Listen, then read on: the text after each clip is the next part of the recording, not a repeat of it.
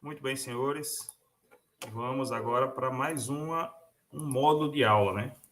Então, nesse módulo nós vamos iniciar a disciplina de legislação profissional, certo? Ela não é bem uma disciplina, ela pode ser utilizada como um módulo dentro de uma disciplina, como, por exemplo, seminário de orientação profissional, né? Ou entre outros também, certo? Então, eu venho aqui trazer alguns pontos que eu vejo interessante e que também está contemplado em concursos públicos do Conselho, acerca do Conselho Profissional de Técnicos Industriais, né? Então, o CRT/CFT, né? Então, Conselho Regional de Técnicos Industriais, CRT, e Conselhos Federais de Técnicos Industriais, que é o CFT. Então, eu fiz um estudo, certo? Eu perquiri uma série de conteúdos e editais acerca de concursos para a entrada, né, para o provimento de fiscais e demais profissionais dos conselhos técnicos e fiz um levantamento de quais pontos são mais exigidos dentre esses editais, certo? E aí a gente cheguei a algumas leis e alguns pontos que eu estou querendo conversar aqui com os senhores, certo? Então, a aula de hoje tem como objetivo abordar os principais pontos da Lei 5524, de 68, Decreto 9922, de 85, e o Decreto 4560, de 2002, todos esses para técnicos industriais. Então, o conteúdo são essas leis que a gente está tratando, certo? Lembrando que essa aula ela serve de embasamento para a gente ter um melhor entendimento dessas leis. Ela em nenhum momento veta ou substitui a leitura minuciosa desses textos, né? Desses conteúdos.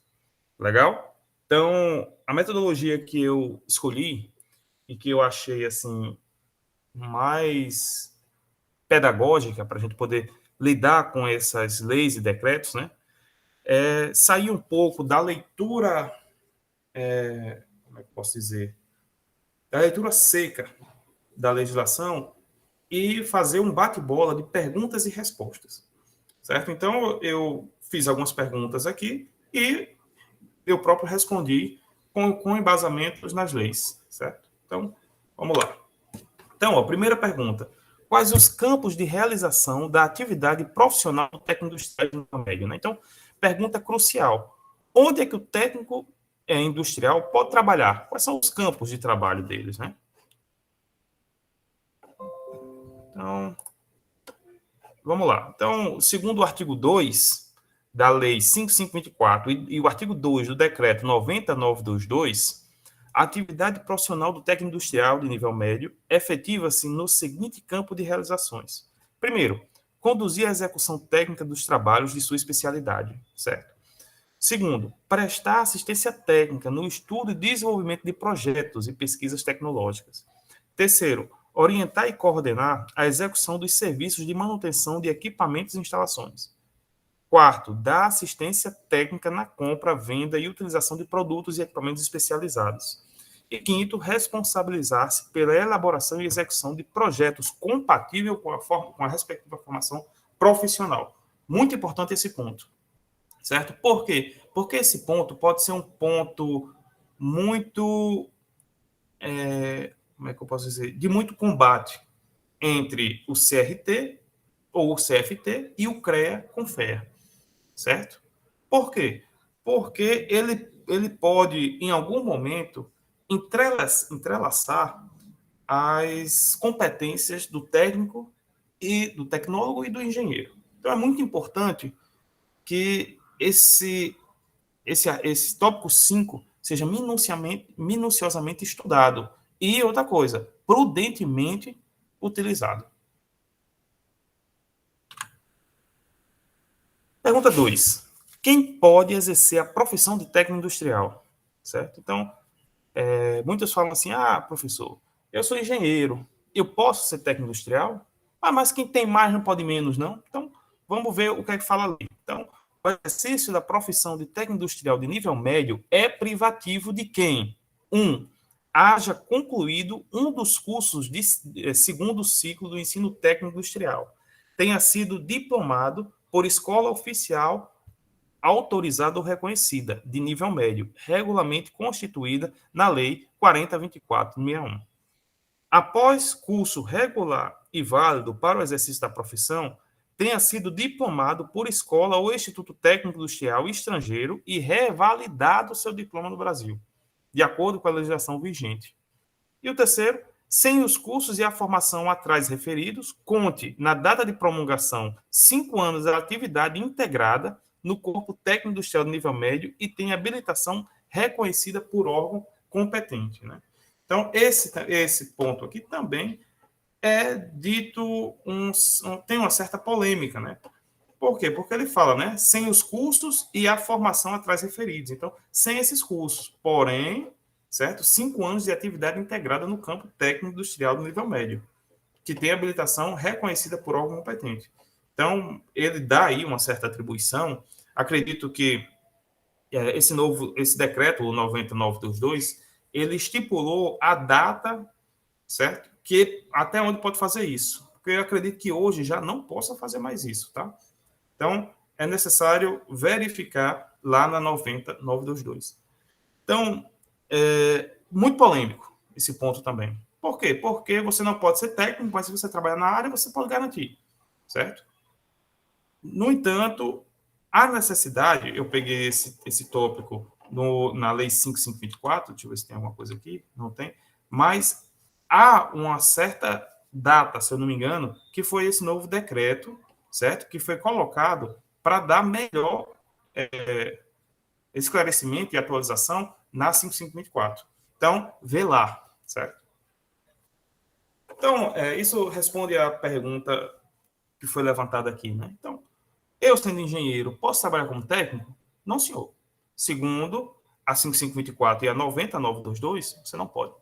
Certo? Por quê? Porque para ser engenheiro, ou para ser técnico, a pessoa tem que ter feito um curso técnico, ou ter feito um curso estrangeiro e revalidado, ou, dado aquela condição que a gente pontuou, ter uma formação de 5 anos na área, certo?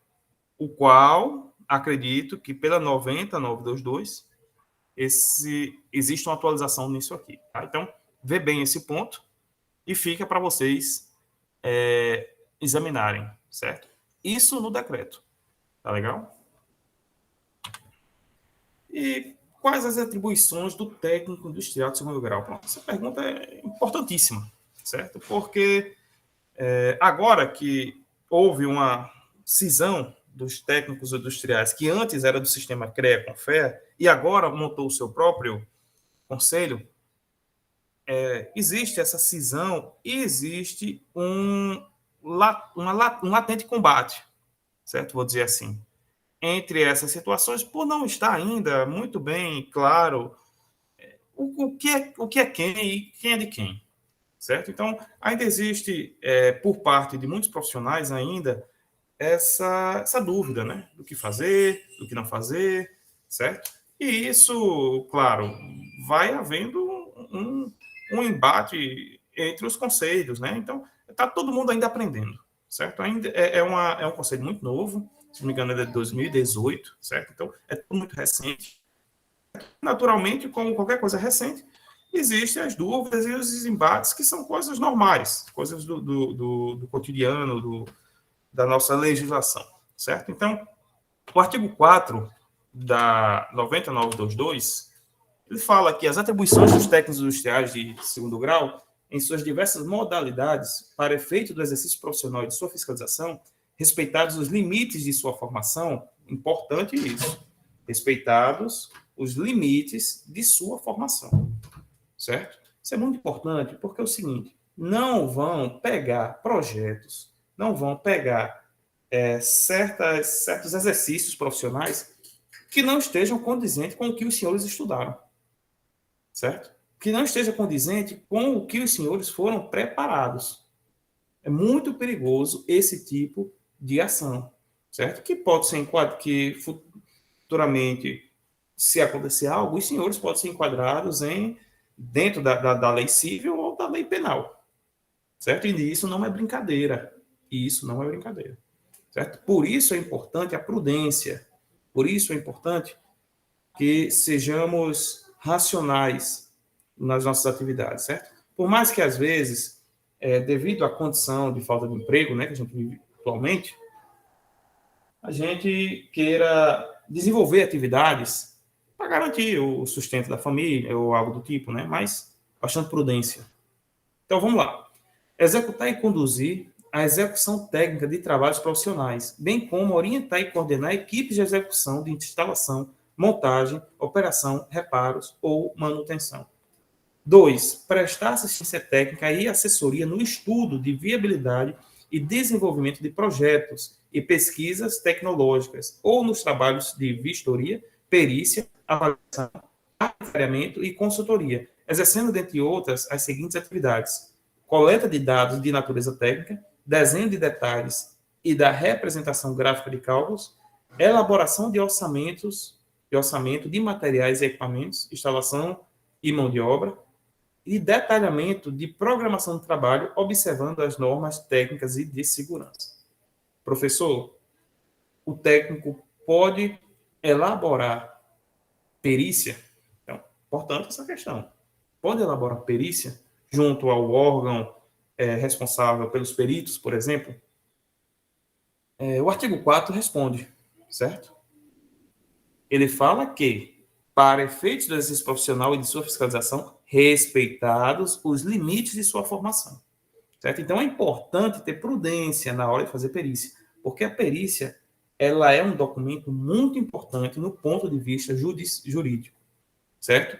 Então, há uma necessidade de respeitar os limites de sua formação, certo? Se a perícia e os senhores tiverem a habilitação para poder elaborar essa perícia e o seu conselho conceda, certo? Dado a uma consulta, tudo bem, não vejo nenhum problema, tá? Caso não façam o que vocês não foram preparados para realizar, certo? Prudência. Quinto, aplicação de normas técnicas concernentes aos respectivos processos de trabalho. Sexto, execução de ensaios de rotina, registrando observações relativas ao controle de qualidade dos materiais, peças e conjuntos. Interessante. Professor, eu como técnico posso fazer inspeção de caldeira? Sim, pode. Desde que, está lá na NR13, você tenha um profissional habilitado, um PH, um engenheiro, certo? Que esteja assinando e esteja acompanhando suas atividades. Certo? Ah, professor, como assim? Então quer dizer que eu não posso fazer isso? Pode. Agora necessita que tenha um profissional habilitado, certo? Que garanta as condições da caldeira. Mas, professor, eu posso fazer LP, líquido penetrante, ultrassom, medição de espessura, partícula magnética? Sim, senhor, pode fazer. Tá? Não tem nenhum problema. Certo? Existe uma formação de especialização técnica chamada inspetor de equipamentos, certo? E a ABENG também ela garante alguns cursos e algumas certificações na área de inspeção de equipamentos, né? Ou seja, líquido penetrante, partícula magnética, ultrassom. Então, se você tiver a certificação nesses componentes, você pode sim executar essas inspeções. Porém, você vai fazer uma etapa da inspeção, por exemplo, de caldeira, sendo o profissional habilitado o responsável por acompanhamento desses componentes. 7. Regulagem de máquinas, aparelhos e instrumentos técnicos. 3. Executar, fiscalizar, orientar e coordenar diretamente serviços de manutenção e reparo de equipamentos, instalações e arquivos técnicos específicos, bem como conduzir e treinar as respectivas equipes. 4. Dar assistência técnica na compra, venda e utilização de equipamento e materiais especializados, assessorando, padronizando, mensurando e orçando. responsabilizar-se pela elaboração e execução de projetos compatíveis com a respectiva formação profissional. Outro ponto importantíssimo, certo? Por quê? Antigamente, o, o técnico, ele, dependendo da sua área, né, ele se limitava a uma determinada, por exemplo, o técnico de construção civil, o técnico e eletrotécnica, né, ele se limitava a tantos KVA e tantos andares, alguma coisa assim, tantos metros quadrados, para poder assinar. Então, eles se limitavam a isso, a projetos nessa magnitude, certo? No entanto, o CRT, ele, principalmente para o técnico de mecânica e as formações mecânicas e metalúrgicas, ele deu uma melhor condição de o técnico trabalhar com projetos, certo? E que isso ainda também embate entre o CREA e o CRT, né? No entanto, o CRT deixa claro que você tem que ser compatível com a sua formação profissional, certo?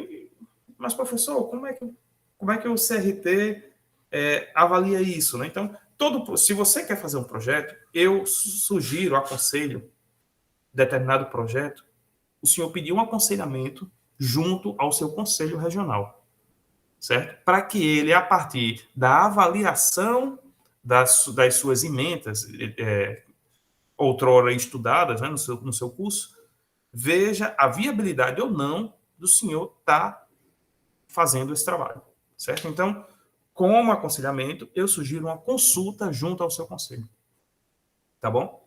Para que a gente não entre em situações difíceis e não saiba lidar com isso. Tá legal? Então, aconselhamento, prudência. Aconselhamento, consulta com o seu conselho para saber se os senhores têm a formação profissional, certo? Compatível com a elaboração desse projeto, certo? Ou veja como engenheiro, né? Façam parcerias, certo? O fato dos conselhos ter separado não quer dizer que os profissionais não sejam parceiros. Nós somos parceiros. O engenheiro não faz um trabalho de um técnico, o técnico faz um trabalho do engenheiro. Ponto. Pessoas assim teriam formação só, certo?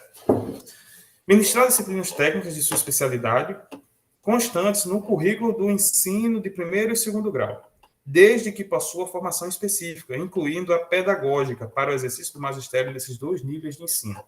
Importante também, nesse ponto aqui, também é um paradoxo, né? Um ponto de bastante polêmica. Certo? O técnico, ele pode dar aula? Pode, certo? Desde que tenha as formações pedagógicas para tal. Por quê? Porque a formação de técnico, ele não dá garantia de uma formação de licenciatura, certo? Então é importante que vocês saibam disso.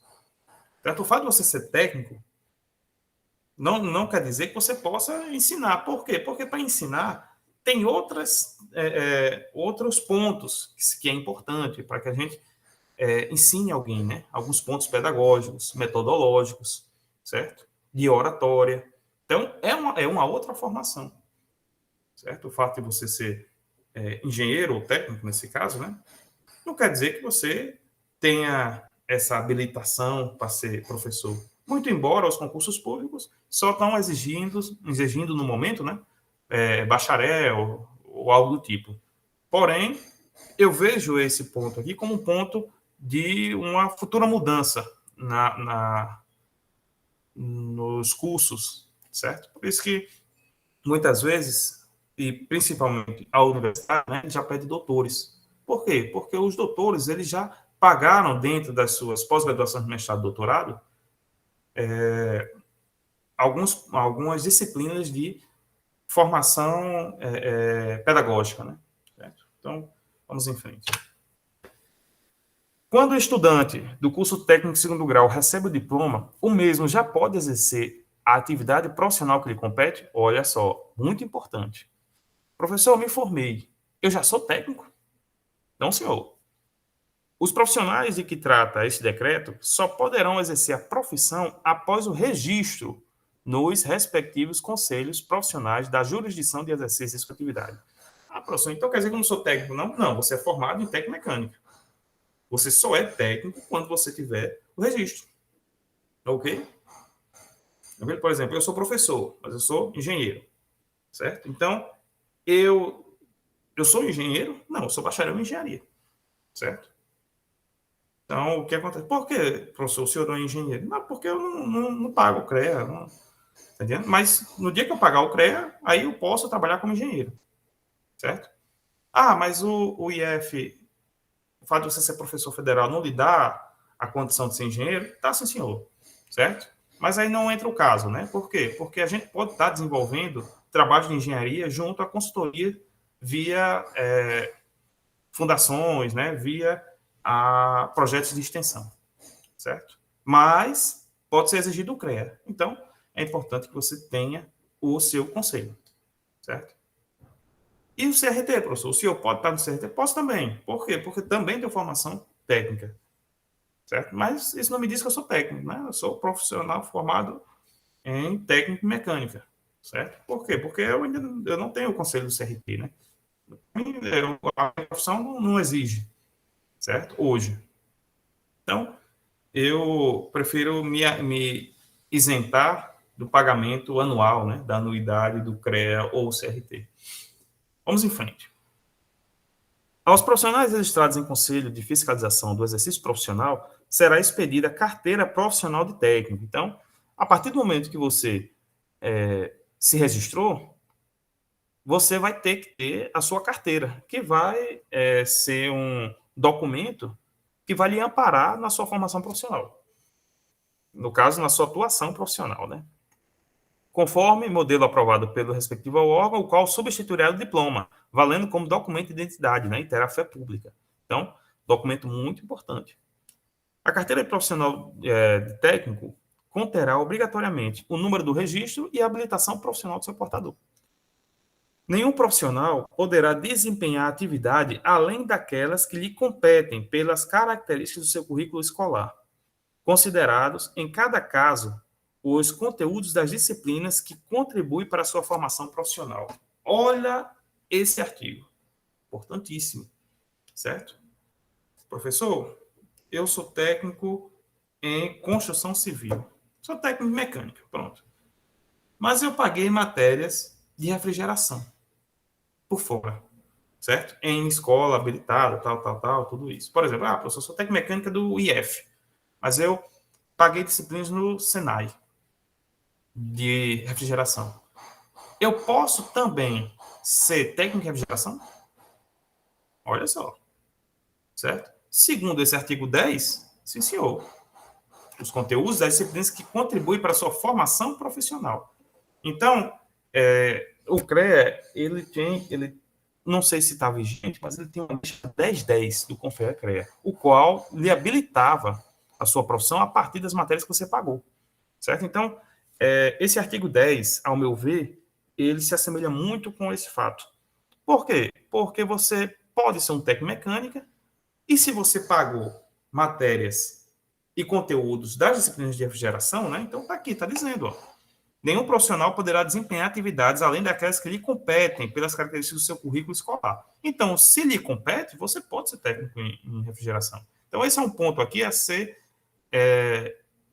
examinado, certo? Pensado. Meu diploma ainda se encontra em fase de registro. No caso, pode-se solicitar o registro e atuar na área. Então, ficou aqui meio redundante, né? Então, ainda está na fase, por exemplo, você ainda não recebeu o diploma. Por exemplo, nessa parte de Covid, né?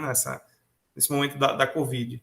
Muitas instituições não estão conseguindo emitir o diploma, né? Por quê? Porque tem cola grau, tudo aquilo, tal. Então, elas estão emitindo um certificado, certo? Então, com esse certificado, eu já posso dar entrada no CREA? Sim, senhor. Artigo 16. Os técnicos de segundo grau, cujos diplomas estejam em fase de registro, poderão exercer as respectividades profissionais mediante um registro provisório. Então, você vai receber um registro provisório do Conselho Profissional por um ano, prorrogável por mais um, a critério do mesmo Conselho. Então, digamos que no início da pandemia, certo? Que já vai fazer mais ou menos 2 anos, né? Que estamos em pandemia. O senhor se formou e não foi colado grau.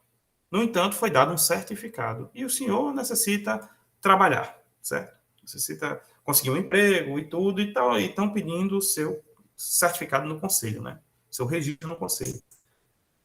O senhor, então, vai em mãos desse certificado de conclusão de curso, ir junto ao conselho, CRT, e solicitar um registro provisório no conselho profissional, certo? Esse registro provisório, ele vai lhe dar as condições legais de atuar na área, na sua área X, né? Seja mecânica, seja metalmecânica, seja civil, seja elétrica e tudo mais. Legal? O profissional registrado no Rio Grande do Norte pode atuar no estado da Paraíba? Opa, isso é muito legal.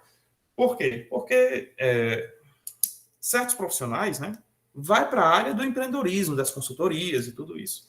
Então, dentre os trabalhos, né, que vão ser feitos de consultorias em indústria, calcular a gente é colocado na condição de fazer algum trabalho em outro estado, certo? Então, Paraíba, Pernambuco, Ceará, Bahia, então isso é comum, certo? Então, você sendo do Rio Grande do Norte, por exemplo, né, pode assinar lá na Paraíba, lá no Pernambuco, lá no Ceará, já que os conselhos são regionais, certo? No entanto, o que rege eles é o Conselho Federal, né?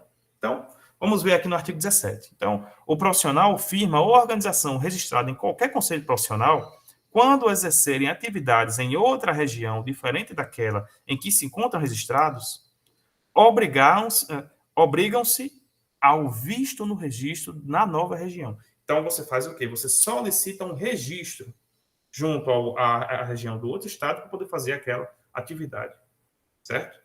Ah, professor, e quanto é? Vou ficar devendo essa para vocês porque eu não sei, mas eu vou procurar saber. Parágrafo 1. No caso em que a atividade exceda 180 dias, fica a pessoa jurídica, sua agência filial, sucursal ou escritório de obras e serviço obrigada a proceder ao seu registro na nova região. Então, se caso passar de 180 dias, você vai ter que pagar anuidade. Por exemplo, no estado da Paraíba e no Rio Grande do Norte. Ah, professor, mas isso é injusto. Ah, mas esse aí é o que está na lei. Certo? Por quê? Porque também a gente tem que garantir também o trabalho dos outros colegas do estado. Certo? Da Paraíba, de Pernambuco. Então, se o senhor quer trabalhar nos dois estados, naturalmente o senhor vai ter que pagar os dois estados. Claro, passando de 180 dias. Menos que isso, você recebe uma outorga, né? Vamos dizer assim, um visto. Então é isso. Próxima aula a gente continua os nossos estudos.